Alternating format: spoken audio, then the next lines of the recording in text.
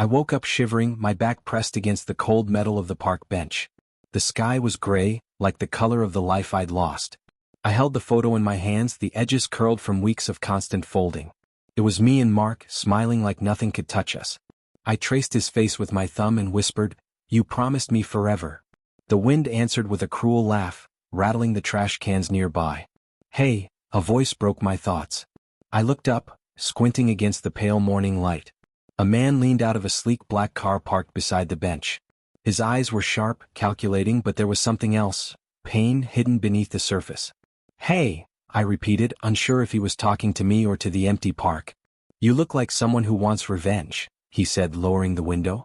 His voice was low, steady, dangerous. I blinked. "Excuse me?" He smirked slightly. "The kind of person who's been stomped on and left for dead, but isn't finished yet." I wanted to laugh bitterly. "You have the wrong person. I'm just a homeless girl sitting on a bench, freezing my life away." He said, eyeing me like he could see straight into my bones. "You don't look homeless. You look like someone who's had her world stolen and she's planning to take it back." I shook my head. "Planning? No. I'm just trying to survive another day." "Survival doesn't always fix the fire inside," he said, closing the car door slowly. "Sometimes, survival is just the start." I stared at him, confused, wary. He was impossibly clean, expensive suit, polished shoes, that kind of presence that screams money and control. And yet, something about him didn't feel like a threat. More like understanding. "You're crazy," I muttered, hugging myself tighter. Crazy, rich, mysterious stranger giving life advice to a girl on a park bench. He laughed. It wasn't loud, but it carried a sound that seemed to hold both amusement and weariness. "I'm not crazy. I'm Liam." "Liam what?" I asked automatically, though it didn't matter. People like him never gave out full names to the homeless. Hart. Liam Hart. The name made my stomach twist. I had heard it somewhere before. A millionaire, untouchable, untarnished by scandal, the kind of man whose presence could stop a room. And yet here he was, leaning against my bench, talking to me like I mattered. "You can call me Liam," he said again, as if reading my thoughts. "But right now, I need your attention." "Attention?" I laughed bitterly. "You've got it. I've been giving attention to this stupid photo for the last hour." I held up the picture and his eyes flicked to it. "Mark," he said softly, almost to himself. "Bad man." I froze. How did he know? "Do I need to explain?" he asked. "Or do you already know what I mean?" I stared at him, silent. "You were burned," he continued, leaning closer. "Your world collapsed around you. People you trusted betrayed you. You lost everything you loved and they think you'll disappear. But you won't, right?" I swallowed hard. I don't know anymore.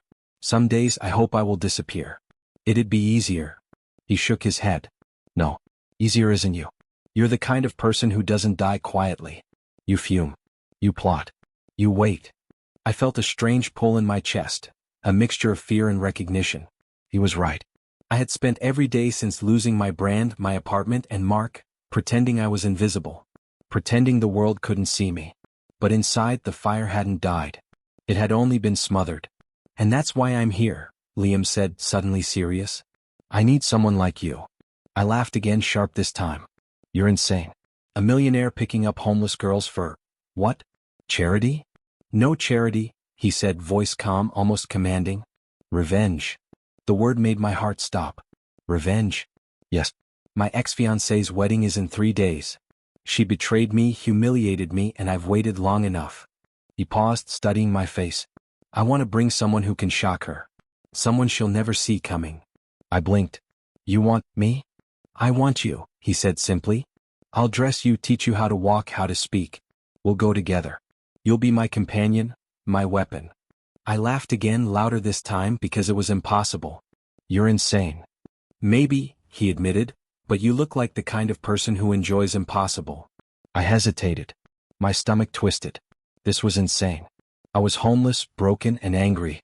And here was a man offering me, what exactly? Clothes I couldn't afford, money I didn't think I deserved, a chance to step into a world I thought had abandoned me, and to humiliate someone who had destroyed another person's life. I wanted to say no. I wanted to curl back into myself and pretend the offer never happened. But something in me, the fire Liam had noticed, flared up. "Tell me the truth," I said finally. "Why me?" He smiled faintly, almost sad. Because you won't be afraid to do what's necessary. And because you'll understand what it feels like to watch someone who thought they had everything realize they had nothing. I shivered, but it wasn't from the cold anymore. And what do I get? I asked, suspicious. Money, a place to stay, clothes that don't smell like despair. And a chance to be seen again, he said, his eyes locking on mine. I laughed quietly. Seen again? I haven't been seen for months. Maybe years. Then this is your moment, he said softly. One chance. You can take it, or disappear into the shadows again. Your choice. I stared at him, at the black car, at the gray park around me. The fire inside me had been smoldering for too long. Maybe it was crazy. Maybe I'd regret it. But I wasn't going to disappear. All right, I said, voice trembling but firm. I'll do it.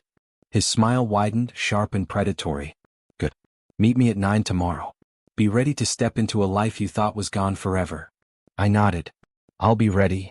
As he drove off, the tires crunching against the gravel, I looked down at the photo in my hands one last time. Mark's smiling face stared back at me. I whispered, You took everything, but you didn't take me. Not yet. For the first time in months, I felt something I hadn't felt in a long time. Hope. And maybe, just maybe, revenge. I didn't sleep much that night. Not on the park bench, not on the floor of the tiny shelter Liam had sent a car for. By the time I met him the next morning, my nerves were raw, my mind buzzing with questions I couldn't speak aloud. You're late, Liam said, stepping out of the elevator with that same calculated calm, like time itself bowed to him. Traffic, I muttered, though I knew it sounded ridiculous. He smirked. A minor excuse for someone who wants to win at life. Or revenge. I froze. You, again with revenge? What do you mean? He held the elevator door open, beckoning me inside. You'll see soon enough. But first, we need to discuss your role in this little operation. Operation? I echoed. My stomach dropped. Yes, he said, voice sharp but quiet. I need someone who can step into my world, play a part convincingly. Pretend to be my girlfriend at a wedding that should have been mine. My ex-fiancée's wedding. You're going to attend it? Make her uncomfortable. Shock her. I blinked. You want me to go to her wedding? Pretending to be your girlfriend? Exactly, he said, as if it were the most obvious thing in the world. I stared at him. No. That's insane. I don't even own shoes that match. Shoes, he said dryly, are a minor detail. Clothes, hair, makeup. You'll be my perfect companion. You'll step into her world and expose her. I'm homeless, I said, voice tight. I have nothing. Nothing that could pass for whatever this is. That's why I picked you, he said almost softly. No one will suspect you. No one will see it coming. You're invisible, but you have fire inside. I can see it in your eyes. That's exactly what I need. I looked at him, trying to read the expression beneath his calm, sharp face. He had hurt before. I could feel it. That kind of quiet, controlled pain, it mirrored my own. You want me for your revenge? I whispered. Yes, he said simply. But also, because you deserve a chance. To be seen. To feel like more than ashes. I laughed, a bitter, short sound. You make it sound like a movie. Like I'd be some glamorous hero. I can barely walk without tripping over my own feet. Then let's fix that, he said almost gently. Come to my penthouse. I'll take care of the rest. I hesitated, a knot in my chest. Part of me wanted to say no, crawl back into my invisible life, hide from the world. But the other part, the fire, twinged. It whispered that this could be the first step to taking back everything I'd lost. Fine, I said finally. I'll do it. But if I regret this, I swear. You won't, he interrupted. Trust me. The penthouse was unreal. Walls of glass looked out over the city, lights flickering like stars beneath us. Plush furniture, art I couldn't name, and the faint scent of vanilla and expensive leather. I felt out of place. You can't touch anything, Liam warned, his eyes sharp. And please, don't faint. I smirked despite myself. I'm fine. Mostly. He didn't answer. Instead, he gestured toward a large wardrobe. Inside you'll find clothes for the next 3 days. You'll choose one for tonight. I opened it and nearly fell backward. Dresses lined the walls, fabrics I'd only seen in magazines, colors and textures I couldn't name. My hand hovered over a deep red gown. My breath caught. You like it? He asked. I've never seen anything like this, I said honestly. Then try it, he said. I'll be waiting. I went into the changing room and stared at myself in the mirror. The gown slipped over my body like it was made for me. My reflection was not me. Not the homeless girl from the park. Not the woman who had spent months invisible. It was someone else. Someone dangerous, confident, untouchable. I laughed softly, almost incredulous. Is this really me? I whispered to the mirror. Better? Liam's voice said from the doorway. This is who you can be tonight. I turned to face him. Better? Than who? He smirked. Better than the girl who's been waiting in shadows, waiting for her chance. I swallowed, my heart racing. And what if I fail? What if I trip or look ridiculous or... You won't, he interrupted again. You can't. Not tonight. Just be you. Or at least the you I know you can be. I raised an eyebrow. You know me? Enough, he said. Enough to trust you with this. Enough to believe you can survive this. I wanted to argue. I wanted to scream at him that I didn't deserve trust, didn't deserve help, didn't deserve hope. But I didn't. I pulled the dress tighter around my body and said nothing. Good, he said finally. Ethan will help you with your hair and makeup. Is good. And he won't judge. Ethan? I asked. My assistant, Liam said. Or friend, depending on how polite you want to be. He's sharp, fast, and won't let you embarrass yourself. Mostly. Mostly? I asked suspiciously. He shrugged. He likes to tease. But he knows when to be serious. Just follow his lead. Ethan arrived a few minutes later. He was tall, broad-shouldered, with sharp brown eyes that scanned me like I was a puzzle. Hi, I said, unsure. Hi, he replied, tone flat but amused. You're Iris, right? I flinched. Yes. How do you know my name? Liam leaned against the wall behind him. We've done introductions already. Trust me, Ethan knows everything he needs to know. Ethan raised an eyebrow. Everything? Enough, Liam said, cutting him off with a glance. I sighed. This is going to be interesting. You have no idea, Ethan said, smirking. But we'll make you stunning. Don't worry. Stunning? I laughed. I'm homeless. I'm not stunning. You're exactly what he said you were, Ethan interrupted. You're fire. You're going to shock her. Trust me. Hours later, I looked in the mirror again, fully dressed, hair and makeup perfect. I barely recognized myself. The fire Liam had talked about? It burned hotter now. It wasn't just survival anymore. It was pride. It was temptation. It was the chance to step into a world I'd thought I'd lost forever, and maybe take something back. You look dangerous, Ethan said quietly. Dangerous? I asked. Yes, he replied. Like you could walk into a room and turn heads without saying a word. I smiled faintly. That's the plan. Liam appeared behind me again, eyes dark, assessing. Tonight, you're not Iris Vale, the homeless girl, he said softly. Tonight, you're someone they'll never forget. I swallowed, heart hammering. I think I like this version of me. He smirked. Good. Because tomorrow, the real game begins. I looked at myself one last time in the mirror. The woman staring back at me wasn't invisible. She wasn't broken. She wasn't gone. She was ready.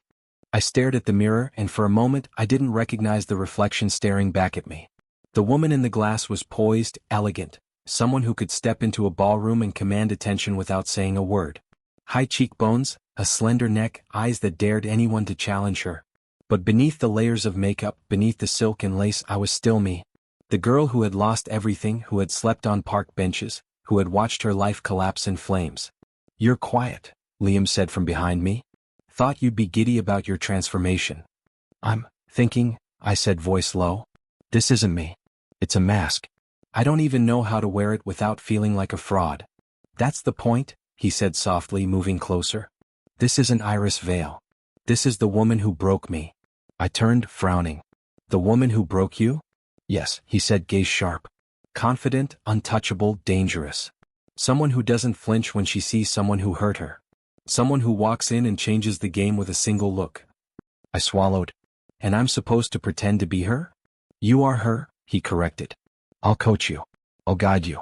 But at some point, you have to believe it yourself. I laughed quietly, bitter. Believe it myself? Liam, I've been invisible for months. I believed I was nothing. Now you want me to believe I'm someone else entirely? Exactly, he said. It's cathartic. Transformative.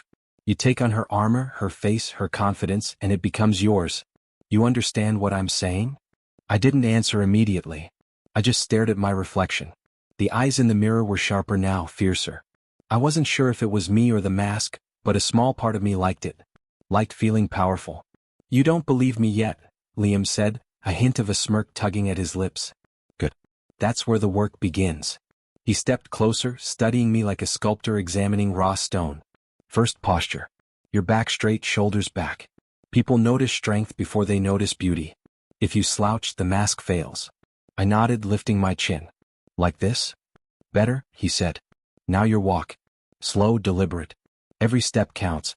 Pretend the room belongs to you, even if it doesn't. The moment you hesitate, they'll see the girl underneath the dress." I took a deep breath. "You mean the girl who's still broken?" He shook his head. "Not broken. Resilient. Dangerous. Invisible, yes, but fire lives in her. Channel it." I closed my eyes and imagined walking into a room where everyone thought they owned me, where no one expected me to shine. I imagined turning heads, making whispers stop, making people regret underestimating me. "Good," Liam said, watching me. "Now smile, but not too soft. This is a weapon, remember? You smile like you know what they want from you and you're already 3 steps ahead. Confident, untouchable." I practiced. I tilted my lips just right, hardening my eyes. I felt strange, powerful, but still afraid. "You're tense," Liam observed. "Let go. Let the mask take over. Pretend you're someone else. Someone fearless. Someone who doesn't care about judgment." I wanted to say I couldn't. That I'd spent so long hiding, pretending, surviving, that pretending again felt impossible. But instead, I let the mask slide over me like a glove, and suddenly, it felt natural. "Better," he said, nodding. "Now the hand placement. Touch me lightly as if I'm part of your world. But don't let it betray weakness." I raised an eyebrow. "Touch you?" "Yes. Pretend we're a couple. Walk the line between familiarity and power. Make people wonder if you belong together, but not too obvious. Keep them guessing." I hesitated, heart pounding. "And if it feels wrong? Then adjust," he said simply. "Control it. Your emotion is a weapon. Let them feel it, but never let them see your fear." I stepped closer, lifted my hand, touched his arm. The contact sent a jolt through me. A strange tension built between us, sharp and electric. I felt exposed and protected at the same time. "Relax," he whispered, guiding my fingers. "Just a touch. Confidence, always confidence." I exhaled slowly, letting the moment linger. I didn't know if it was acting anymore. I didn't know if the tension was real or rehearsed. All I knew was the heat in my chest, the strange thrill of holding power in my hands for the first time in months. "Good," he said again, voice low. "Now step back, keep your chin high, smile just enough, and walk." I obeyed. Each step felt deliberate, measured. I imagined every whisper stopping, every eye following me. I imagined the shock on Clara's face when she saw me. "You're good," Liam admitted, almost reluctantly. "Better than I expected." I frowned. "Good? You think this is me?" "No," he said quietly. "Not yet. But it's a start." I wanted to argue, to tell him that beneath the silk, beneath the polished exterior, I was still the same broken girl. But every time I looked in the mirror, I saw something different. A shadow of who I could be. A spark. "Now," Liam said, "practice our scenes. Remember, we're together, yes, but the goal is to unsettle her. Shock her. Make her question everything she thought she controlled." I swallowed. "And if I start to feel something?" He tilted his head. "Then remember who you are. Who you were. Who you're pretending to be. Control it. Harness it." I nodded. My hands were trembling, but I tried to steady them. Every touch, every glance, every practiced smile felt like stepping further from the girl I had been and closer to something else. Something dangerous. "You're learning fast," Liam said after a pause. "But the real test is tonight. The mirror doesn't lie, but people do. Your first step into the room, every reaction, every glance, it will tell me if the mask fits." I looked into the mirror one last time. The reflection was no longer just a mask. It was a promise. A challenge. A warning. "I'll do it," I whispered. "I'll wear it. And I won't fail." Liam's smirk softened, almost approving. "I knew you wouldn't. The fire inside you, it's unstoppable once you let it loose." I practiced one final step, one final smile. Felt strange, almost wrong, but thrilling. Powerful. And for the first time in months, I didn't feel invisible. I didn't feel broken. I felt dangerous. I stepped out of the limousine, my heels clicking on the marble floor, and immediately felt the weight of every eye in the room. Gold chandeliers sparkled overhead, reflecting off crystal glasses and polished shoes. Cameras flashed like lightning. The hum of forced laughter and fake congratulations filled the air. Liam's hand was firm around mine. "Relax," he whispered. "Let them choke on their regrets." I let out a soft laugh, barely audible. "You make it sound so cinematic." "It's real," he said, lips brushing my ear. "Every glance, every whisper, it's their nightmare. Our reality." I swallowed, adjusting my shoulders, lifting my chin. I could feel the tension in the room spike as we walked in. Conversations faltered. Glasses froze midair. People turned, murmurs rippling through the crowd. I saw her then. Claire. My stomach twisted. She wore that familiar, cold smile, the one that had haunted Liam for months. She froze mid-step, eyes widening the instant she saw me. "Clara," Liam said softly, almost casually. "Fancy seeing you here." She blinked, composing herself instantly. "Liam," she said, voice calm, but the quiver in her hand holding the champagne flute betrayed her. "And you brought a guest?" I tilted my head, smiling faintly. "Yes. Someone you might not remember." Clara's gaze flicked to me. Recognition hit her eyes, but she masked it quickly. Her smile sharpened. "Of course," she said smoothly. "What a surprise." Her husband, Daniel, stood slightly behind her, jaw tight. I could see him trying to mask jealousy, brushing invisible dust off his suit. Every glance he threw our way was calculated, tentative, like a man unsure if he belonged in this game. I whispered to Liam, "Your ex seems fragile." He smirked. "Fragile? Hardly. She's dangerous in her own way. But right now, we hold the upper hand." We walked past groups of socialites, each step deliberate. The whispers followed. I caught fragments. "Who is she? Why is she with Liam?" I glanced at Liam. "Do you feel that?" "Every word," he said, voice low. "Every stare. They don't know what's coming. That's the fun part."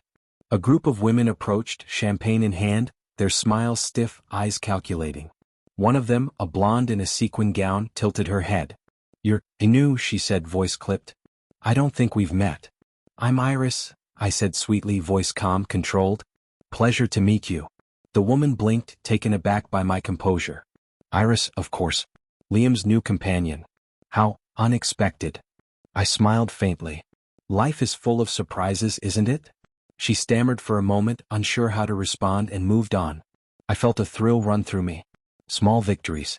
Every glance I survived, every hesitation I avoided, it built something inside me I hadn't felt in months. Power. Clara's eyes never left me. I could feel the calculation behind her stare. Every subtle shift of her expression screamed strategy, control, defense. She leaned slightly toward Daniel. "Shall we greet them properly?" she said, voice smooth but tight. Daniel's jaw clenched. "Yes," he said, stepping forward, his eyes darting toward Liam's arm around me. "Daniel," Liam said, extending a hand with perfect poise. "Good to see you again." Daniel took it, stiff as a board. "You too," he said, voice tight. I noticed the micro-expression. His unease was more about Clara's shock than Liam. I whispered to Liam, "He's trying to keep his cool, but he hates me already, doesn't he?" "He does," Liam said quietly. "And she hates herself for letting it happen. That's when we start." We moved further into the ballroom. Clara's friends clustered around her, whispering. I caught snippets of their conversation. "Who is she? How did he?" I tilted my head, letting a slow smile creep onto my face. "Do you ever get tired of pretending?" I asked Liam softly. He chuckled low. "Pretending is survival. But tonight, we reveal truths." Carefully. I glanced around, noticing the photographer snapping pictures, the laughter that felt forced, the subtle tension in every perfectly polished gesture. This world was a carnival of hypocrisy, and we were about to turn it upside down. "Are you ready?" Liam asked, squeezing my hand. I nodded. "I'm ready." Clara caught my gaze and held it, her smile tight, almost brittle. I smiled back, just enough to unsettle her, letting her feel that flicker of unease she hadn't expected. "You're bold," she said, voice low enough for only me to hear. "Do you always walk into other people's lives like you own them?" "I do sometimes," I whispered back, letting my eyes sparkle with challenge. "Tonight, I'm just visiting." Her lips pressed into a line. Daniel shifted beside her, irritation clear, and she flicked her eyes to him, forcing a laugh. "You're amusing," she said to me, though it didn't reach her eyes. I tilted my chin, voice soft. "I try." Liam leaned closer, murmuring into my ear. Play it subtle. Make her question herself. That's enough for now. I nodded, my pulse quickening. Every step, every glance, every subtle smile. It felt like a game of chess, and I was beginning to enjoy the strategy. We reached the main hall. The music swelled. Couples swayed, glasses clinked, laughter rolled like waves. I felt eyes on us everywhere, measuring, judging. But I was unflinching. I was the calm in the storm, the shadow behind the glittering lights. Clara's friends tried to corner us, curiosity veiled as politeness. So, Liam, this is Iris? One said, voice sharp. How long have you two been together? I looked at Liam and he gave a slight nod. I smiled, fingers brushing his arm lightly. Long enough to know we make an impression, I said softly. The woman blinked, clearly caught off guard. Of course, she stammered, stepping back. I felt the thrill in my chest. Small victories calculated carefully. Every word, every smile, every measured step. This was power I hadn't felt since my life collapsed. Clara's eyes never left me. I knew she was plotting, calculating, replaying every slight and every misstep she had made in her own life. I let her wonder, let her worry. Let her taste the fear she had never expected from someone like me.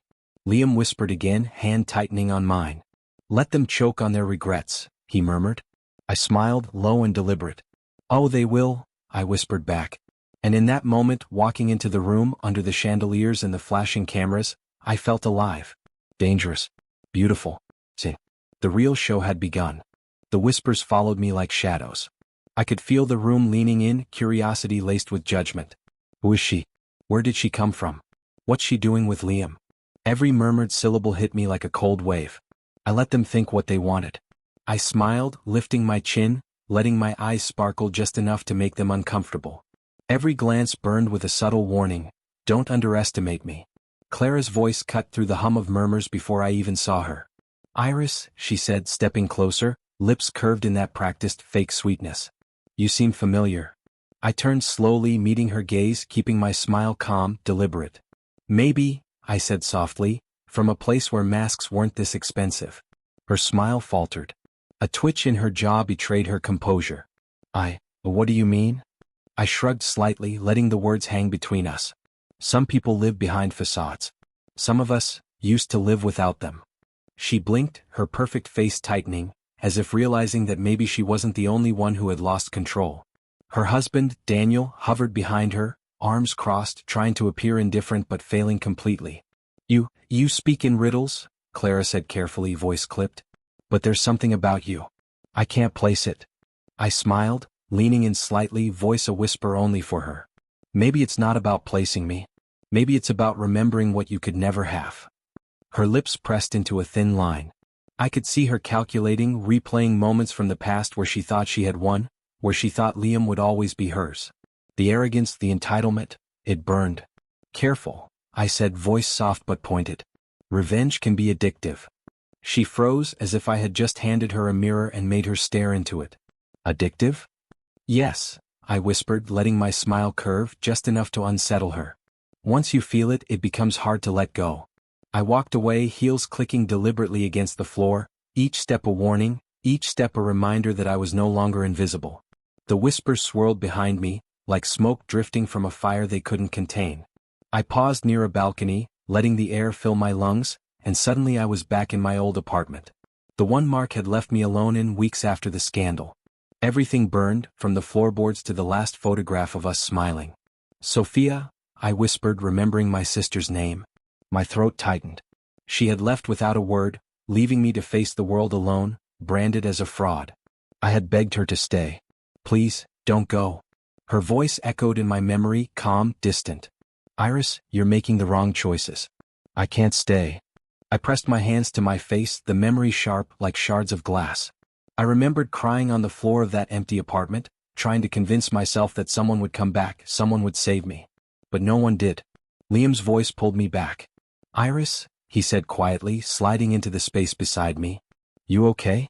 I let out a shaky laugh, turning to him. I'm fine. Just remembering. Good memories? He asked, eyebrow raised. Bad ones, I admitted softly. Burning, bitter, impossible to forget. He reached out, brushing a strand of hair from my face. Then let them fuel you.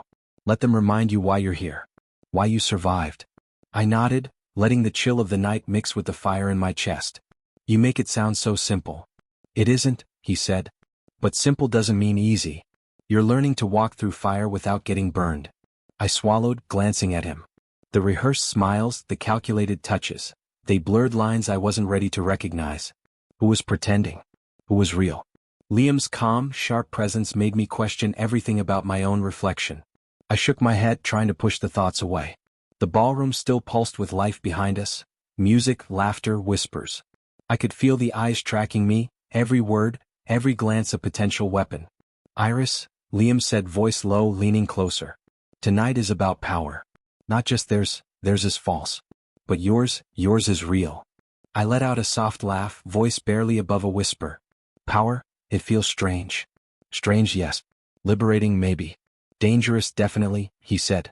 The moment you embrace it, you'll see what they never expected. I nodded slowly. And Clara? He smirked. She'll be a lesson. She thinks she owns everything, control, Liam, the narrative. She doesn't. Not tonight. I let my eyes wander to her across the room. She was calm, composed, but I could see it in the way her fingers tapped her glass, the flicker of jealousy in her eyes as she glanced at me. The woman I was pretending to be, confident, untouchable, was working.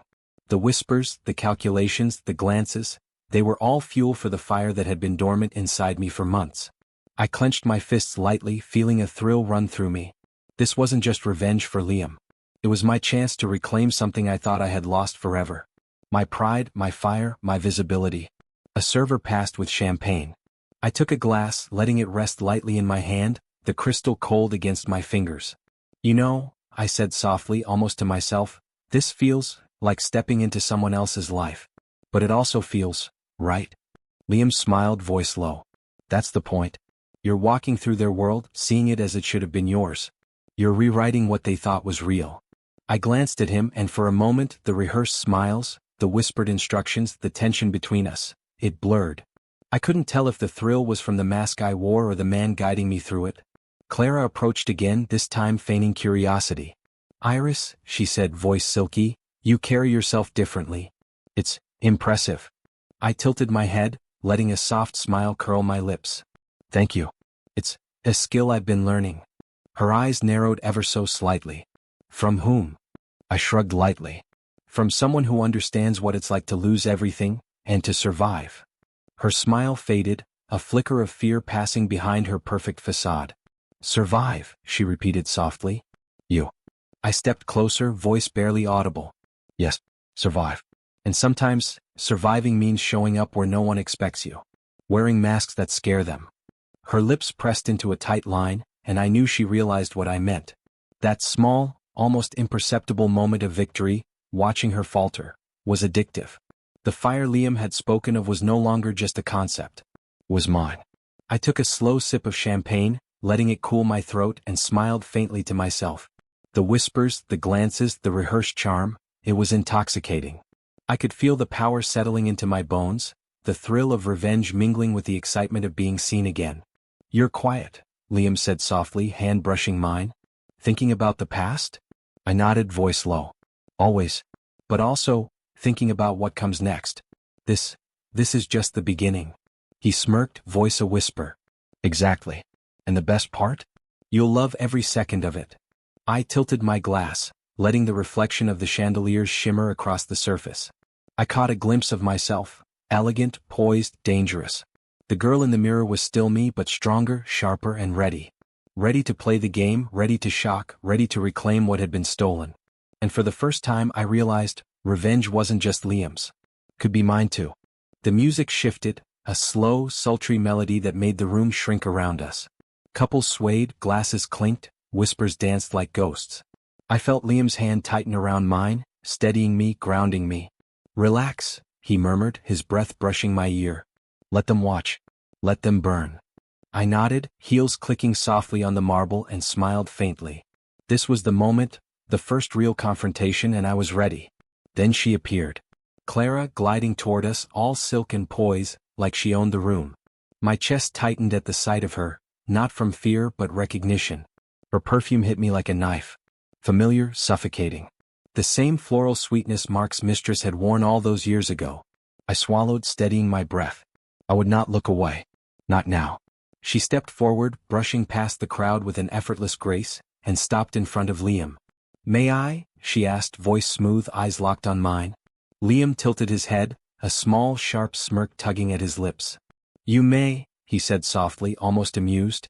Clara extended her hand toward me. "I thought you were with him," she said, sharp, dangerous. "But I see.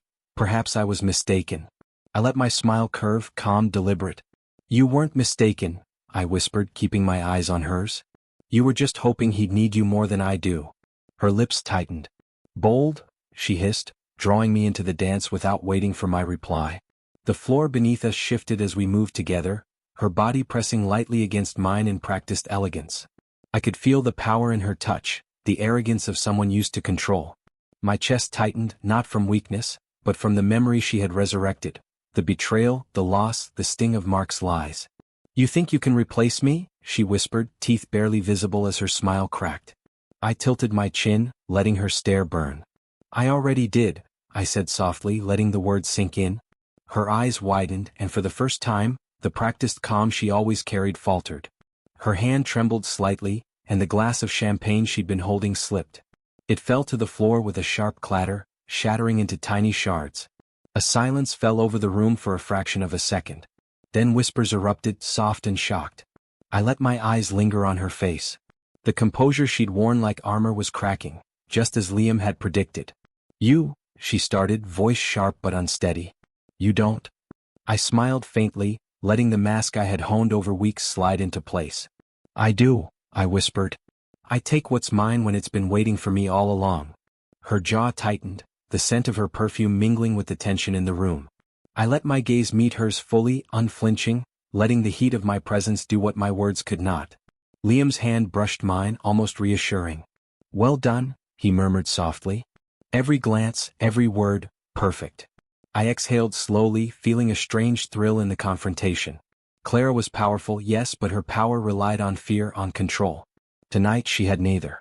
"You," she whispered again, teeth clenched. "I won't let this." I tilted my head, voice soft and deliberate. "You already did. By thinking you could control everything." Her hands tightened, but her body wavered slightly in the rhythm of the dance. I pressed the advantage, letting my eyes flick to Daniel briefly. His jaw was tight, arms crossed, trying to mask the rising tension he felt. His envy, his discomfort, it was all part of the tableau. "You think you're better than me," Clara hissed, leaning close. "But you're nothing, just a shadow pretending to be fire." I let my lips curve into a slow, deliberate smile. "A shadow? No. I'm the flame you forgot to respect." Her breath hitched, her glass trembling once more. I could see it now, her composure unraveling like a thread pulled too tight. And in that moment I realized how intoxicating this power could be. Not the dress, not the heels, not the applause, this moment of seeing her falter because I existed, this was pure. "You," she whispered, voice almost lost in the music. "You're impossible." I let a soft laugh escape, letting it ride over the tension like silk. "Impossible," I said, "is the best way to be remembered." The dance ended, but we didn't separate immediately.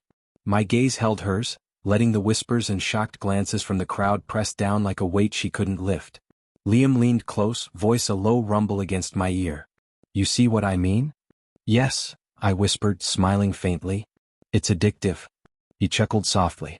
"Careful," he warned, eyes scanning the room like a general surveying the battlefield. "Don't let it consume you. Tonight is only the beginning." I took a slow breath, letting the thrill settle into my chest. Clara's eyes burned into me, a mixture of hatred and disbelief. She had underestimated me, and for the first time I was not invisible. "You think this ends here?" she hissed one last time, voice low, dangerous. I let my smile curve. "No," I whispered. "It's just getting started." Her hands clenched involuntarily, and I saw Daniel tense beside her, trying to mask his discomfort. The shift had begun, subtle but undeniable. Power had changed sides, and I could feel it in my bones. The whispers in the room surged again, softer this time, like the quiet after a storm.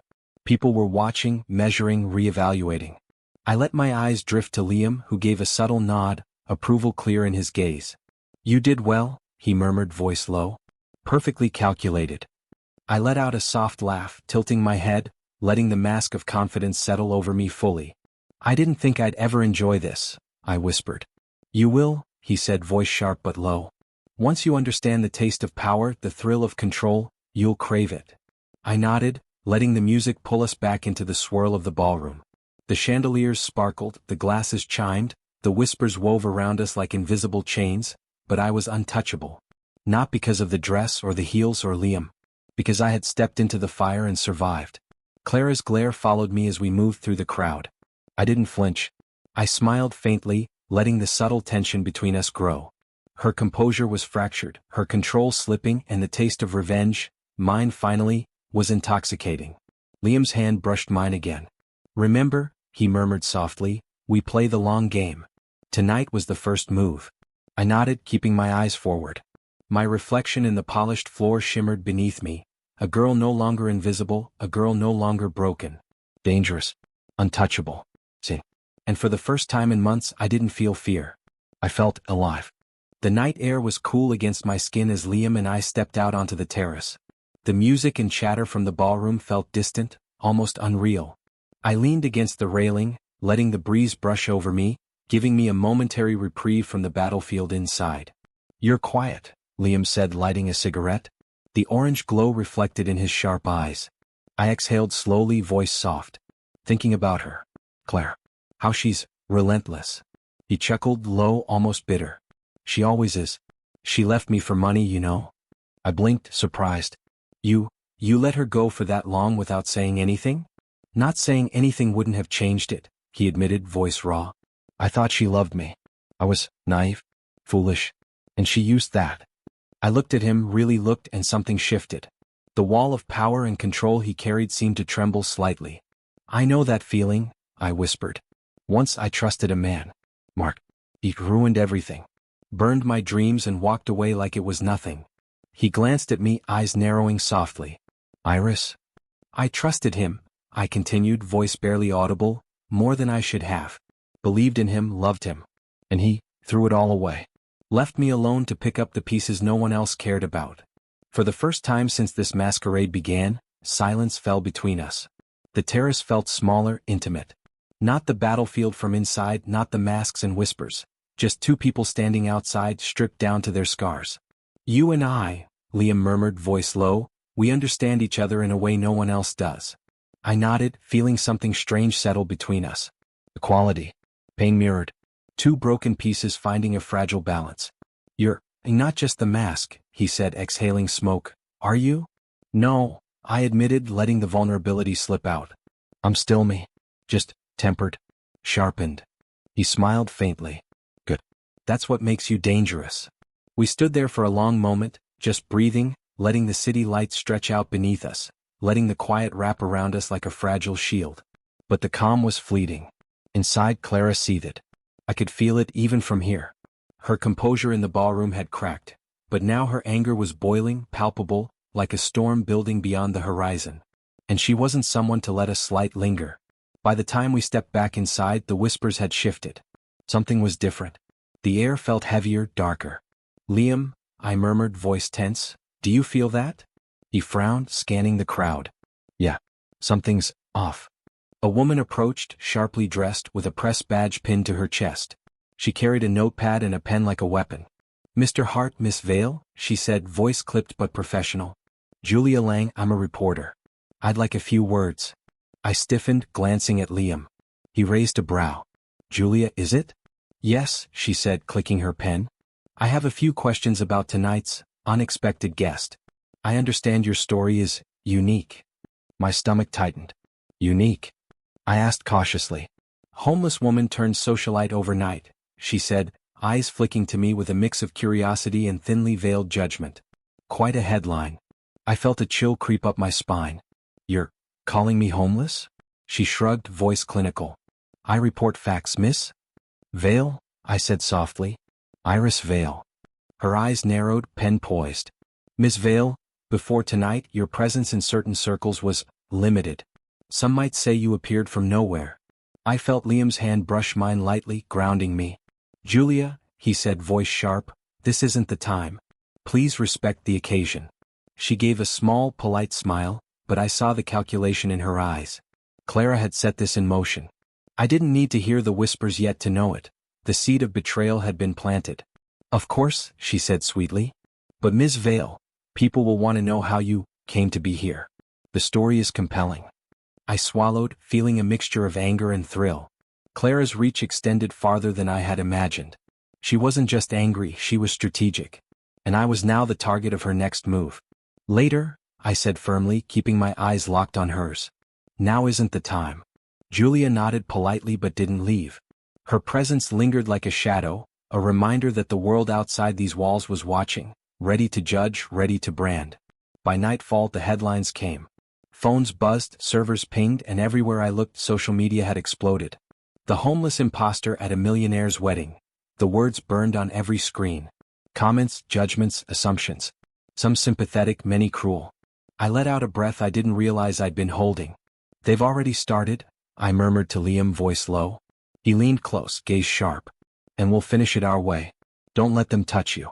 "Not yet." I nodded, letting the anger and thrill mix into a controlled fire inside me. Clara thought she had struck a blow, but she had no idea. Every whisper, every headline, every finger pointing, I would turn it to my advantage. "You okay?" Liam asked, brushing my arm gently. I nodded slowly, lifting my chin. "I am now." He studied me, eyes calculating. "Good. Because the mask cracks tonight, but we'll make it ours." I let a small, wicked smile curl my lips. I liked the sound of that. The crowd inside was oblivious to the storm building just beneath the polished surface of laughter and music. But I could feel it, the shift. The subtle tremor that told me Clara's control was slipping, that her carefully curated world was starting to fracture. "Iris," Liam whispered again, voice low, almost intimate, "tonight isn't just about them seeing you. It's about you seeing yourself." I nodded, letting the words settle. "I see it. The fire. The mask. The truth beneath it all." He smiled faintly, brushing his fingers against mine. "Then you're ready. They have no idea what's coming." I tilted my head, eyes scanning the room. Julia lingered, the thread of her pen sharp in her hand, but powerless in the face of the momentum I was building. Clara's anger seethed, sharp and visible now, while I stood poised, unbroken, untouchable. "Let them whisper," I said softly, almost to myself. "Let them dig. Let them write. I'll laugh last." Liam's smile was approving, almost dangerous. "Exactly. And when the storm breaks, we'll be the ones standing." I exhaled, feeling the fire inside me flare. Betrayal had struck twice tonight, but it only sharpened me. The mask was cracking, but this time I was the one controlling the pieces. And for the first time since everything fell apart, I felt unstoppable. I ran. My heels pounded the marble floors of the hotel lobby, echoing like gunshots in my ears. The music, the laughter, the polished smiles, all of it blurred into a haze of fury and confusion. "You can't do this to me," I screamed as Liam caught up, stride for stride. "Iris," he started, voice calm, measured, but I wasn't listening. "You said you'd help me."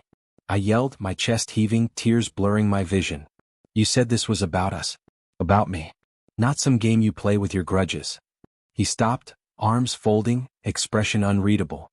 "I gave you a chance to fight back," he said coldly, voice flat. My heart stopped. The words were sharp, familiar, like shards of glass cutting into memory. Mark had said them to me years ago, right before he ruined my life. "You gave me a chance to fight back," I whispered, voice cracking. "Do you even hear yourself?" "Iris," he said, stepping closer, trying to calm me, but I shook my head violently. "No, don't. I trusted you. I thought you understood what it was like to lose everything." He didn't answer immediately.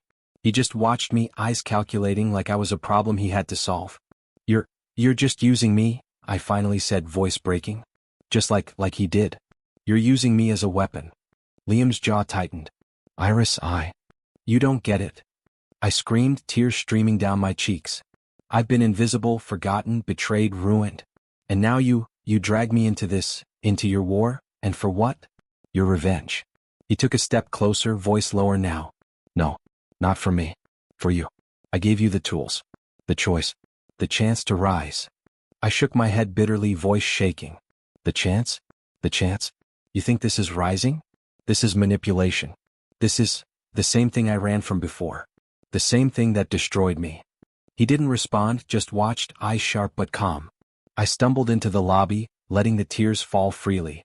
You don't even see me, I whispered. You don't see me at all. You just see the part you can use. He finally moved closer, hands almost brushing my arms. I see you, Iris. Every part. Strong, capable, fiery. You just don't realize it yet. I laughed bitterly, turning away, unable to look at him. Strong? I whispered. Mark told me I was powerless. Clara made me invisible. And now you're telling me I'm strong? You don't get it, Liam. You don't know what it feels like to be used. To be the pawn. Again. I know exactly what it feels like, he said softly, almost too quietly to hear over my sobs. And I didn't want that for you. But I can't protect you from everything. You have to fight. Yourself, then me, whatever it takes. I stopped, fists clenching. You expect me to be grateful? To smile and play along while everyone watches and judges me? It's not about gratitude, he said, calm now, unwavering. It's about taking back what's yours.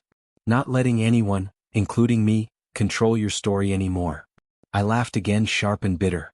My story? Do you even hear yourself? I'm crying in a hallway and you talk about my story. You're insane.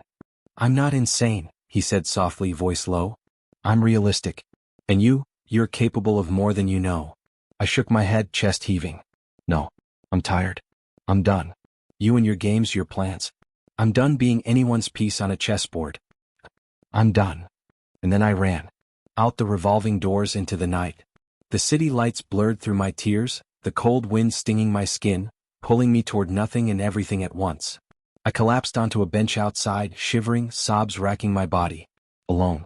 Completely alone. The weight of the night, the betrayal, the pressure, the whispers, it all came crashing down at once. You said you'd help me, I whispered to the empty street, voice broken. You said you'd be different. Mark's words echoed in my mind. I gave you a chance to fight back. Liam's words weren't much different. The parallels burned, raw and cruel. I realized, with a clarity that hurt like knives, that I had become part of someone else's revenge game again. I buried my face in my hands, feeling the weight of every lost opportunity, every betrayal, every person who had left me behind. My sister, Sophia, Mark, Clara, and now Liam. All of them had shaped me, broken me, or used me in ways I hadn't fully understood until now.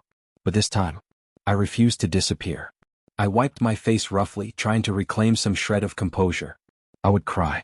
I would scream. I would break. But I would not vanish. Not again. Liam found me after a few minutes, standing silently a few feet away, hands in his pockets. Iris, he said softly, voice calm but firm. You don't have to face this alone. I turned to him, eyes red and puffy, voice trembling. You used me, Liam. You dragged me into this, into your war, into Clara's world. And now I'm part of your revenge, not my own life. He sighed, walking closer, speaking softly. I gave you the chance. You chose to fight back. That's all it ever was. Your choice. I laughed bitterly, the sound hoarse. My choice? My choice is a joke. You gave me a mask, a dress, a stage, and expected me to play a role. You didn't give me my life back, Liam. You only gave me someone else's fight. He shook his head slowly. No. I gave you a chance to reclaim it. You'll see. One day soon you'll understand that everything you've endured, it's preparing you for the power you never thought you had. I looked away, letting the cold night air pierce my skin. Power? No. Pain. Loss. Humiliation. That's what I have. And that's enough for tonight. He stayed silent, letting me speak, letting me vent, letting me break. And for the first time I realized I didn't need his validation. I didn't need his plan, his protection, or his battlefield. I had myself. And that was enough. I can't, I whispered, voice breaking again. I can't do this your way. I need my way. He nodded slowly. Then take it. Make it yours. I exhaled, shivering, letting the tears slide freely. My body was trembling, my chest tight, my heart aching, but for the first time it wasn't from helplessness. It was from determination. I won't disappear this time, I said aloud, voice firm, trembling but resolute. Not for anyone. Not for Mark, not for Clara, not for Liam, not for anyone. He gave a small, approving smile. Good. That's the start. The rest, we'll figure it out. I rose from the bench, brushing the wet strands of hair from my face. The city lights glimmered like distant stars, cold and beautiful. Alone, yes, but not defeated. I would rise. I would reclaim myself. I would be my own fire, my own mask, my own weapon. And this time no one would control me. I sat at my desk, laptop glowing in the quiet apartment, the silence almost deafening after the chaos of the wedding. The headlines still stung, but I'd decided. I wasn't going to run anymore. Not from Clara. Not from Liam. Not from my past. Ready to do this? Ethan's voice cut through my thoughts. He leaned against the doorway, calm, steady, hands folded. I looked up, forcing a small smile. I think so. I don't know if I can start over, not after everything. You can, he said firmly, walking over and dropping onto the chair beside me. I've seen you. You survived homelessness, betrayal, scandal, and you're still here. You're unstoppable, Iris. You just need to start believing it yourself. I swallowed, staring at the screen. My old design sketches, stored online, glittered in digital rows. My dream, my passion, my future. The thought of recreating it both thrilled and terrified me. You really think this can work? I asked softly. After everything, after the headlines? Ethan shrugged, leaning back. It's not about them. It's about you. Your fire. Your vision. You create, you build, you fight. That's all that matters. I nodded slowly, fingers hovering over the keyboard. Then let's do it. Let's start over. But this time, it's mine. Mine? He echoed, voice quiet, approving. I took a deep breath and opened my first sketch file. The designs were raw, but they carried the energy I'd poured into them before Mark had destroyed everything. The thought of rebuilding, of reclaiming my dream, sent a thrill through me. Iris, Ethan said softly, voice careful. You don't have to do it alone. I can help you manage the launch, get the website ready, handle the logistics. You just focus on the designs. I bit my lip, hesitant. I don't want anyone's help. I don't want to owe anyone, not after everything. You won't owe me, he said quietly. I'm just here. For you. That's all. I stared at him, unsure if it was relief or frustration that filled my chest. All right, I whispered. But, if I fail, it's all on me. You won't fail, he said softly, but I caught the edge of something unspoken in his eyes. I know you won't.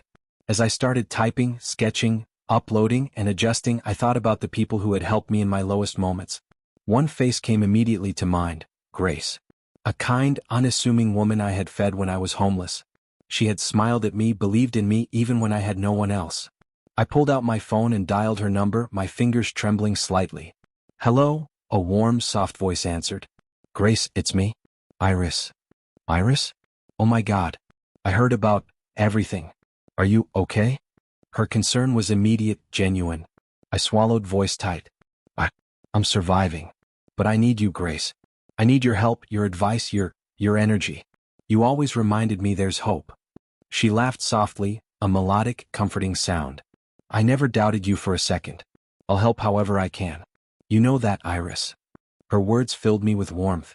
For the first time in months, I felt seen, understood, and supported. Thank you, I whispered, tears threatening again.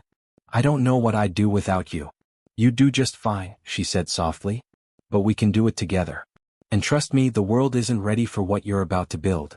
I smiled faintly, letting the fire inside me grow. With Ethan's guidance and Grace's encouragement, I poured everything into my designs. I worked through the night, sketch after sketch, image after image, typing, refining, posting. Each click, each upload, each adjustment felt like reclaiming a piece of myself that had been stolen. Hours passed, and the city outside shifted from night to early morning. The silence of my apartment was now a sanctuary instead of a prison. My fire, once smoldering, blazed. Look at this, I whispered to Ethan, pointing at a design. This feels like me again. Like the old Iris, but stronger. He studied it, nodding slowly. Exactly. That's why I said you'd do it. You never lost it. You just forgot. I smiled, fingers flying across the keyboard again. I won't forget anymore. Not ever. The next days were a whirlwind. Uploads, launches, comments, messages, some critical, most curious, a few admiring. Each reaction was a reminder, I was back. And Clara? Oh, she was crumbling. Rumors of her manipulations had begun spreading. Her marriage, once the perfect showcase, now looked fragile under the scrutiny of whispers and subtle gossip. Every social post, every socialite conversation, every digital whisper seemed to echo the tension in her life. People are noticing, Ethan said one evening, scrolling through the social feeds. Clara's carefully curated image is starting to crack. Your comeback, it's stirring things up. I smirked, lips curling in quiet satisfaction. Good. Let them squirm. Let them see what it's like when the fire burns the person who tried to bury it. He laughed softly. You're enjoying this a little too much. I shrugged, picking up a sketch pad. It's not just revenge. It's justice of a different kind. For me. For every time I was invisible, powerless, broken. This is my reclaiming. Grace would be proud, Ethan said quietly. I nodded, eyes softening at the thought of her. She is. That's why I called her. She reminds me what it's like to survive, to fight, to rise even when everyone else has given up on you. I pulled out my phone again, sending Grace a message with the newest designs. Almost immediately a reply popped up. Iris, this is amazing. You're unstoppable. Keep going. A small smile tugged at my lips. I will, I whispered to myself. No one will stop me this time. Not Clara, not Mark, not Liam, not anyone. The next morning I stood in front of the mirror wearing a simple blouse and jeans, hair tied back, hands on my hips. The reflection staring back at me was not the homeless girl, not the scared, betrayed woman. It was me. Strong, determined, unstoppable. You're doing this, I whispered. You're finally taking it all back. Ethan appeared in the doorway, smiling faintly. And it's only the beginning. I turned to him, confidence in my eyes. The beginning of what? Everything you've ever wanted. Everything you deserve. Everything you were born to do, he said quietly, voice steady, almost reverent. I exhaled, letting the words sink in. Then let's make it happen. Let's rebuild. Let's rise. Outside, the city continued its rhythm, oblivious to the quiet revolution happening in my apartment. Headlines about me had faded, replaced by whispers of Clara's crumbling image. Rumors of her manipulation, her arrogance, and her cruelty had begun to spread organically. Every headline, every post, every comment was proof that the fire inside me was contagious, and I would not let it die. I picked up my sketch pad again, pencil in hand, heart pounding with purpose. This is mine, I whispered softly. All of it. The designs, the dreams, the fire, mine. Ethan leaned back against the doorframe, watching me, quiet, supportive, unshakable. Mine? He echoed softly. I smiled, eyes bright, hands steady. Exactly. Mine. And for the first time in years, I believed it. I was sipping my coffee on the balcony when my phone buzzed nonstop. Notifications, messages, alerts, I barely dared to look. But curiosity and a flicker of that old thrill made me swipe. A video had gone viral. Claire. Bribing reporters, whispering lies about me, plotting, scheming. The proof was undeniable. Her smug smile in the clip, the cash sliding across the table, it was like watching a villain self-destruct. Oh, this is beautiful, I whispered, a bitter smile tugging at my lips. Ethan appeared behind me, raising an eyebrow. What is it? I turned the screen toward him. Clara. She thought she could ruin me. Thought she could control the narrative. He studied the clip. She underestimated you. Again. I laughed, soft and sharp. Underestimated me. That seems to be a theme in my life. Ethan smiled faintly. Not anymore. The news spread like wildfire. Daniel's investors pulled out. Clara's carefully constructed empire began to collapse publicly, painfully. Every financial move she'd made, every shady deal, every whispered lie, it all surfaced. You're seeing this, right? I asked, voice trembling with excitement. She's unraveling. Ethan nodded. Completely. And tonight, I have a feeling she's going to try to save face somewhere. He was right. That evening, as Liam and I prepared for a quiet dinner at his mansion, the intercom buzzed. Miss Vale, Mr. Hart, there's someone here to see you, the butler said. I glanced at Liam. His brow furrowed slightly, cautious, amused. And who might that be? The butler paused. Miss Clara, sir. I froze. Claire. At Liam's mansion. I let out a low laugh, voice shaking. Oh, this is going to be interesting. By the time she arrived, she looked nothing like the woman who had commanded rooms and boardrooms. Her posture was smaller, her eyes darting, a forced smile plastered across her face. Iris, she began, voice tight, almost pleading. I held the door open, letting her in. Clara. How unexpected. She glanced at Liam nervously. Liam? I need your help. Please. The investors, the scandal. I can't. I stepped forward, letting the air shift. Calm, composed, untouchable. For the first time, she wasn't above me. She was beneath me. You need my help? I asked softly, almost curious. You thought you could destroy me, and now you're asking me for help? Her face paled. I didn't mean for it to get out of hand. I can fix it. Just, please. I tilted my head, eyes narrowing. Fix it? Clara, you bribed reporters, plotted lies, manipulated people for years. And now you want me to fix your mess. She started, panic seeping in. No, I interrupted, voice firm. You fix your own mess. I've done enough for myself tonight. Liam watched silently, his gaze steady, almost waiting, letting me make the choice. He said nothing, just observed as if testing the fire I had inside me. Clara's eyes flicked to him, desperate. Liam, please. You can help me, right? He shook his head slowly, expression unreadable. I'm sorry, Clara. That isn't my choice to make. I let out a soft laugh, barely controlled. See? Even he won't rescue you. And neither will I. She took a shaky step forward. Iris. I'm begging you. Please. I can pay you. Anything. You've won, just help me. Don't let it destroy me completely. I shook my head, tone icy. You already destroyed yourself. And the difference between you and me, Clara, is that I rise from the ashes. You crumble under your own greed. Her lips trembled. But Liam, he doesn't need to rescue you, I said, cutting her off. And neither do I. You'll have to live with what you've done. Every lie, every betrayal, it's all coming back to you. And it's glorious. Clara's composure cracked. She blinked, lips quivering. You're not the same girl you were. I smiled faintly, hands on my hips. No, I'm not. That girl was gone the moment Mark walked out. The moment you tried to bury me, I changed. I learned. I fought. And now I'm free. And you're exposed. She glared at me, desperation in her eyes. I can't survive this. Then survive it, I said softly. But don't expect mercy from me. You made your choices. You live with them. Liam finally stepped forward, voice calm but firm. Iris has nothing to do with your collapse, Clara. You built this on your own deceit. Don't blame anyone but yourself. Clara's gaze flicked between us, panic rising. But, you've been defeated by your own actions, I said, letting the words sink in. And I've been forged by them. That's the difference. She stumbled backward, almost falling, as though my words physically pushed her. Liam caught her lightly, not out of kindness, but to prevent her from embarrassing herself further. She whispered, voice cracking. Please? I can fix it. No, I repeated firmly. You can't. And I won't be the one to bail you out. That's your lesson, Clara. She looked at me, hatred and disbelief warring in her eyes. You were just a nobody? How did you? I cut her off with a small, controlled laugh. A nobody? Maybe once. But not anymore. I fought, I clawed, I refused to disappear.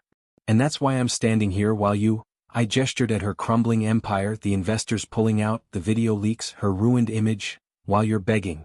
She froze, voice catching. You're? Me? I asked softly. I'm alive.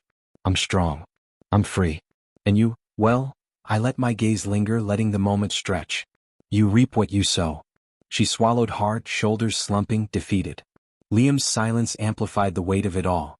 He didn't need to say a word, his eyes on me were enough. Waiting for my choice.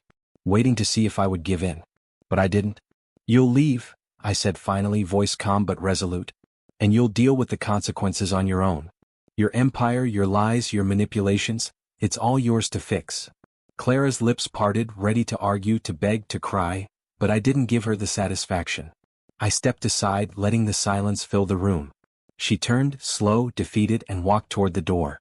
Each step was a testament to the fall she had brought upon herself. I didn't flinch. I didn't speak. I just watched her leave. When the door closed, I exhaled, finally allowing myself to relax even slightly. Liam stepped closer, his gaze softening. You handled that beautifully. I shrugged, voice quiet. I didn't handle her. I handled myself. She's gone now. That's all that matters. He nodded slowly. And she'll remember this. Everyone will. You've changed the game, Iris. I looked out the window, city lights flickering below, feeling the fire inside me flare stronger than ever. Clara's downfall was complete, but the victory wasn't just hers, it was mine. My comeback, my strength, my resilience. I smiled faintly. Let them knock, let them try. Karma has its timing, and tonight it knocked on her door, not mine. Liam's smile was faint but approving. And it's only the beginning. I turned to him, eyes steady, heart racing. The beginning of what? Everything you deserve, he said softly. I exhaled, letting the weight of the moment settle. Then let it come.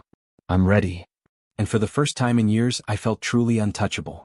I held the folder in my hands, thick with evidence. Emails, contracts, recordings, receipts, everything that could obliterate Clara completely. My fingers trembled slightly, the weight of it heavier than any physical burden. Liam leaned against the doorway silently, watching me. His gaze wasn't demanding, it wasn't calculating, it was quiet, patient, curious. You could end her, he said softly, voice low, almost hesitant. I didn't look up. I could. You want to, he added carefully. I can see it. Every bit of her fear, every step she's taken to ruin you, you could repay it tenfold. I exhaled slowly, letting the edge of anger and satisfaction simmer. And I could feel powerful. I could feel justified. The world would know she's a fraud. And finally, everyone would see her for what she is. He nodded, silent. Then why aren't you doing it? I finally looked at him, eyes sharp, steady. Because when I see her, trembling, scared, desperate, I see me. I see the girl I used to be. My voice cracked slightly. The girl who was humiliated, broken, alone. The girl who begged, cried, and was invisible to everyone. Liam's eyes softened. So, you forgive her? I laughed, a small, bitter sound. Forgive her? Maybe. But not for her. For me. I don't need her to suffer to prove that I'm strong. I don't need revenge to feel whole. I've already won. She already destroyed herself. That's enough. He stepped closer, quietly, almost reverently. And you'll walk away? I nodded, carefully closing the folder, setting it on the table. I'm walking away. And I'm taking my fire with me, not my hatred. He studied me, silent for a moment. Iris, that's remarkable. That takes real strength. I shrugged, letting a small, genuine smile appear. Strength doesn't always roar, Liam. Sometimes it whispers, quietly, that you don't have to follow the path everyone expects. Sometimes strength is choosing peace over rage. The phone rang. Clara, undoubtedly. I ignored it. Let her call, let her plead. Let her realize that no one will save her this time. She won't stop, Liam said quietly, almost as if reading my thoughts. I don't care, I said softly. Let her realize it herself. Let her live with her consequences. He nodded, then smiled faintly. I think you're finally free. I let out a small laugh, bitter and soft. Free, yes. Free to rebuild, to create, to breathe. Free to be Iris again. He leaned casually against the wall, voice teasing. And what will Iris do now? I picked up my sketchpad, flipping through pages of designs I had abandoned months ago. My hands hovered over the pencils, then finally picked one up, letting the graphite touch the page. I'll draw. I'll build my brand. I'll create what I wanted before everything fell apart. And this time I'll do it for me. No one else. Ethan had been right. The tools, the fire, the opportunity, it had always been inside me. I just had to decide to use it. You know, Liam said quietly, you've changed. Not just stronger, calmer, sharper but lighter. You're at peace with it all. I glanced at him, pencil poised, eyes focused on the blank page. Not entirely peace, but balance. And maybe that's enough. He stepped closer, leaning lightly on the edge of the table. Do you ever think about revenge? About how easy it would have been to destroy her completely? I smiled faintly, voice calm. Every day. But revenge doesn't heal you. It doesn't give you anything lasting. It's temporary satisfaction. What I have now, the freedom to choose, to build, to live, that lasts. He nodded, clearly impressed. So, peace is your revenge? I laughed softly. Exactly. Watching her crumble, knowing I'm not part of it, that's sweeter than any humiliation I could have inflicted. Liam smiled, a quiet, approving smile. I think I understand now. I respect it. I looked down at the sketchpad, pencil moving across the page, tracing lines, creating shapes, breathing life into my dreams again. The designs flowed naturally, intuitively, as if they'd been waiting for this moment to return. You're happy? He asked softly, almost a whisper. I paused, pencil hovering. My chest rose and fell, the weight of everything I'd endured and survived pressing into my bones. Yes, I said finally. I'm happy. Not because I destroyed anyone, not because I proved anyone wrong, but because I chose myself. And that feels like victory. He smiled, stepping back, letting me work, letting me have my moment. Then victory is yours, Iris. All of it.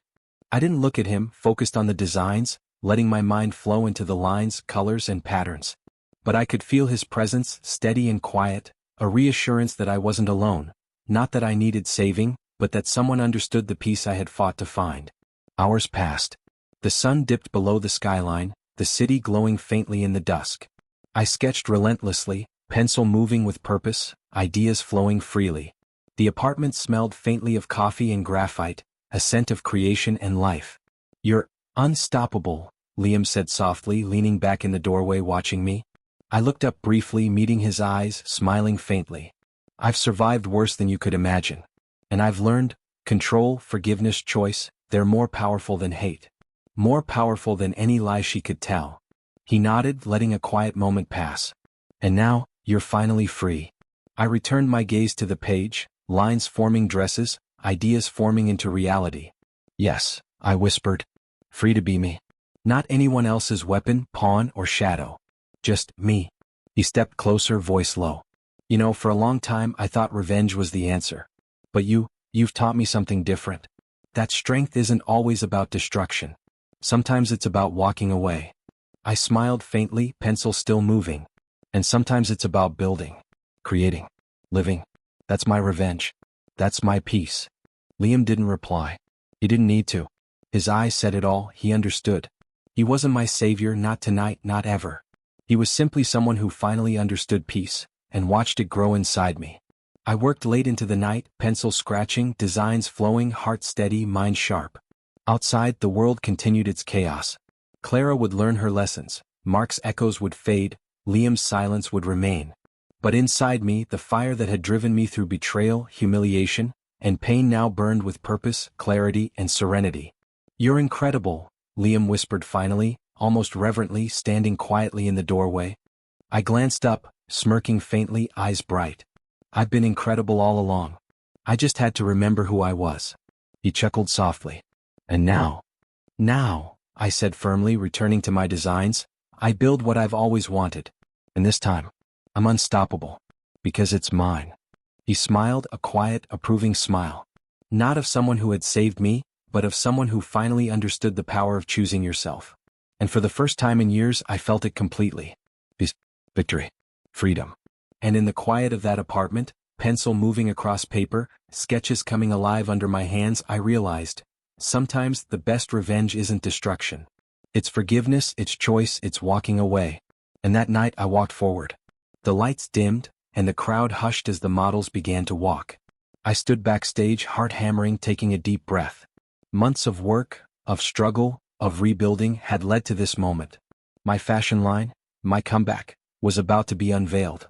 "Deep breath," Ethan whispered, adjusting his sleeve on one of the final pieces. "You're ready?" I nodded, focusing on the runway ahead. "Ready as I'll ever be. Let's do this." The first model walked, the crowd's murmurs rising into applause. I watched every step, every dress, every detail I had poured my soul into. And as each model appeared, the energy shifted. The audience wasn't just polite, they were captivated. "Iris," Ethan murmured, leaning close. "They're loving it. Every detail, every stitch, it's perfect." I smiled faintly, heart swelling. "It's more than perfect. It's me. Finally, all of me." Then I saw him. Liam. Front row, arms crossed, eyes fixed on the runway. There was pride in his gaze, yes, but also distance, a quiet acknowledgement.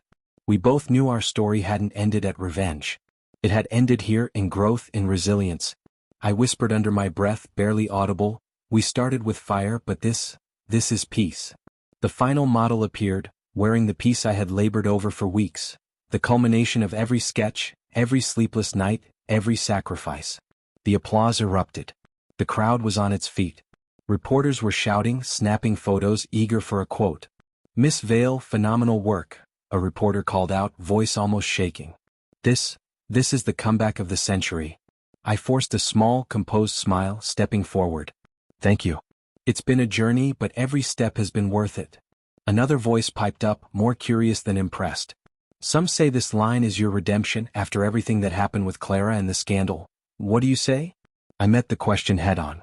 I say, life is about choices. I could have sought revenge, but I chose to build. And that choice, that decision, is more powerful than any scandal, any betrayal, any headline. This is my redemption, yes, but it's mine because I reclaimed it, not because anyone handed it to me. Applause erupted again. I felt my chest swell, the fire inside me transforming from anger into something pure, radiant. Backstage, Ethan leaned close, voice quiet. They're eating it up. This is exactly what you wanted. They finally see you. All of you. I nodded, running a hand through my hair. I've never felt more alive. Then, as the final curtain fell, I walked to the side, letting the crowd's roar wash over me.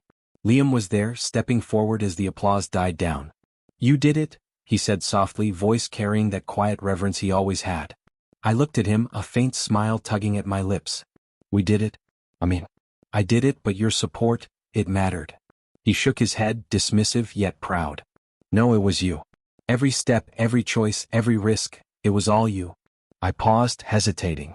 Do you ever regret how we started? Liam's gaze softened, almost wistful. Sometimes. But then I see this, you here stronger than ever, and I realize it wasn't revenge that mattered. It was everything we learned on the way. I nodded slowly, thinking of Clara, trembling at Liam's mansion, begging, the headlines, Daniel divorcing her, and Mark finally exposed as a fraud. Karma had moved faster than I ever could. Faster than my anger. She's gone, I whispered. Clara. Leaving the city, Daniel divorcing her. Mark exposed. All of them, gone from my life. And yet, Liam said quietly, you don't feel empty. You don't feel bitter. You feel alive. I smiled faintly, letting the weight of his words sink in. I feel free. Free to create, free to build, free to be me. The past is behind me and the fire is finally mine to control. He studied me, eyes steady, knowing. And what about us? I looked down, fingers brushing over the hem of a dress I'd been sketching backstage. We started with revenge, Liam. But this is something different. Respect. Understanding. Maybe even friendship. He nodded, faintly smiling, accepting the unspoken truth. Then let's keep it that way. Whatever comes next, you've earned it. And I'll be here, quietly watching, supporting. No more games, no more schemes. I exhaled, letting the tension of months, even years, slip from my shoulders. Quiet support. I like that. I think I finally deserve that peace. The reporters swarmed, asking questions, snapping photos, capturing every smile, every glance, every word. I answered, calm, composed, confident. Every answer was mine, my narrative, my power reclaimed. Later, backstage, Ethan grinned at me. You did it, Iris. You really did it. The world will remember this. I laughed softly, the sound light and free. They will, but I don't need them to. I only needed me. That's the victory I wanted. He shook his head, smiling. You've grown. Stronger, wiser, unstoppable. And that's what makes this line even more incredible. I nodded, picking up my sketch pad. It's more than fashion. It's a statement. My statement. Every dress, every stitch, every detail, says I survived. I chose myself. I built what they thought I'd lost forever. Ethan's eyes softened. And they'll see it. Believe me, everyone will see it. I glanced toward the front row, catching Liam's gaze again. A quiet acknowledgement, no words needed. We both knew the journey, the pain, the fire that had brought us here. And now we were beyond it. Liam, I said softly, voice barely above a whisper, thank you. Not for saving me, but for letting me find my own strength. He smiled faintly, eyes steady. Iris, you saved yourself. I just watched. I exhaled, letting the calm wash over me, feeling the weight lift completely. Clara, Mark, Daniel, they were gone. The fire inside me wasn't fueled by revenge anymore. It was fueled by purpose, freedom, and creation. And tonight, standing in the glow of the runway lights, I realized the truth. Karma had worked faster than I ever could, and life had finally rewarded me not with destruction, but with renewal. Tomorrow, I whispered to myself, brushing my fingers over the sketch pad, I begin again. But this time, on my terms. Liam watched me quietly, voice soft. Then here's to a new dawn. I looked up at him, smile wide, heart steady. A new dawn, I agreed. And for the first time in years, I felt the sun rising inside me. I stood before the floor-to-ceiling mirror, city lights shimmering behind me, painting my reflection in gold and silver streaks. The skyline was beautiful tonight, but it wasn't what held me. It was her, the woman staring back at me. Strong, composed, confident, alive. I laughed softly, a sound light and free. Is that really me? I whispered. The reflection didn't answer, of course. But it felt like it did.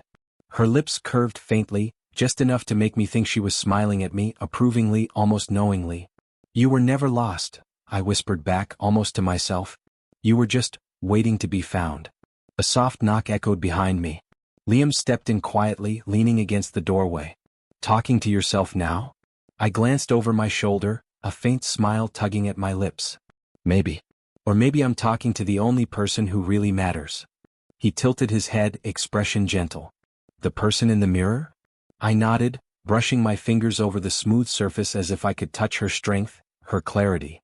"Yeah, she's someone I didn't know existed for a long time. But I finally found her. And I like her. I like her a lot." He stepped closer, voice soft. "Iris, you've come so far. You've survived everything. Betrayal, humiliation, heartbreak. You even walked away from revenge when it would have been easier to destroy her. That takes something rare. Something real." I exhaled, eyes tracing the lines of my reflection. "It's not rare. It's just hard. Harder than anything I've ever done. But necessary. I had to choose myself. Every choice I made, every risk, every fire, every sleepless night, was for this moment. For her." I nodded at the mirror. "For me?" He studied me quietly. "Do you feel free?" I let out a soft laugh. "Free? That's exactly it. For the first time in years I really feel free.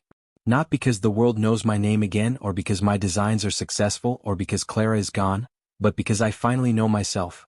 And that's everything." He smiled faintly. "I think I understand. The world may see the triumph, the success, the comeback.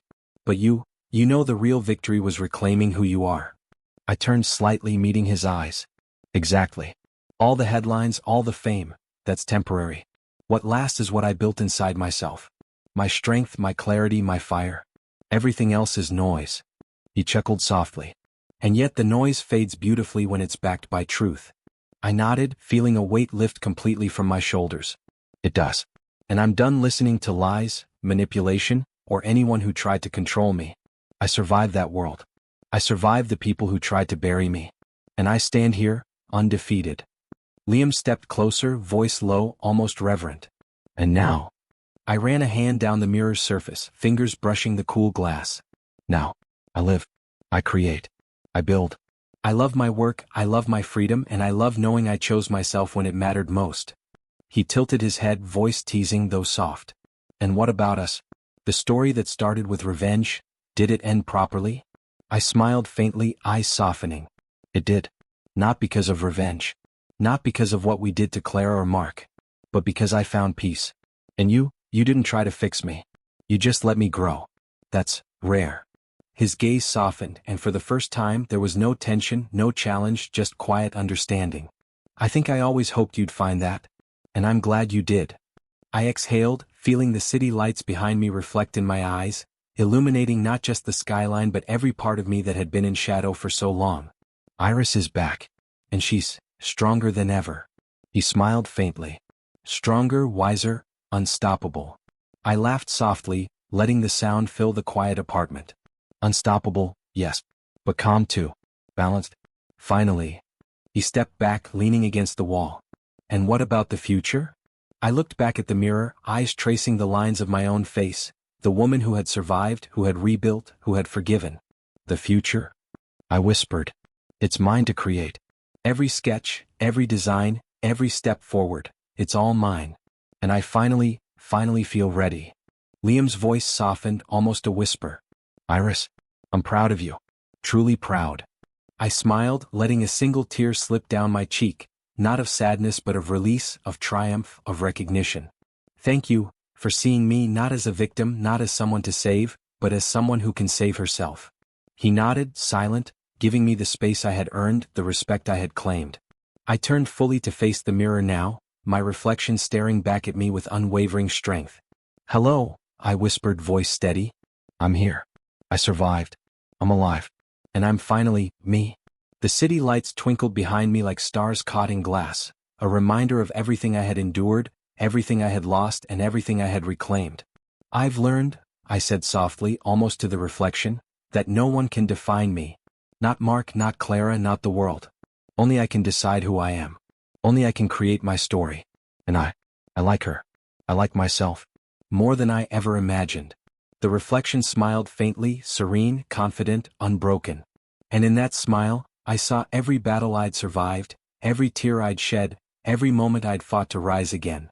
You were never lost, I whispered again, voice steady, almost reverent. You were just waiting to be found. And now, I've found you.